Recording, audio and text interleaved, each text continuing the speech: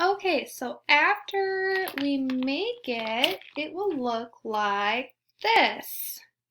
So we will have the seeds and the peanut butter, and we'll be able to hang it, and these are for the birds to stand on. So then we'll be able to come and hang them outside and listen to all the local birds that come and hear each and their unique bird calls. All right, and then after we are all done hanging them up, we will go ahead and go on a nature walk outside and see if we can spot any of the birds and listen to some of the different bird calls.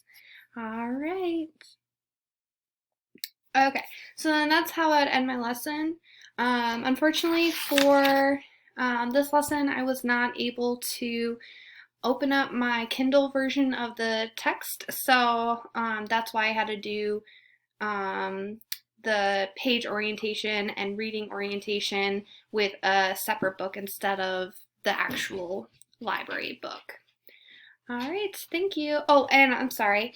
And while I was reading, I was also going through and filling out the student engagement, which they were going to be assessed on.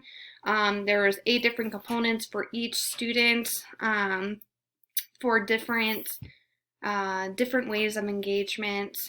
So there's singing along, there's repeating familiar words, pointing to illustrations, vocalizing, such as like giggling or gasping in response to things that have happened in the text, or answering the simple comprehension questions that I was asking or pointing,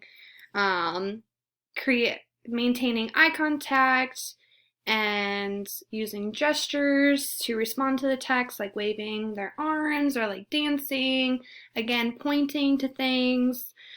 They're facing forward most of the time, facing towards the book, I should say, or facing towards me.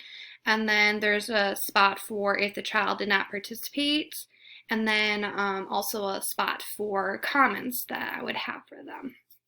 All right, thank you.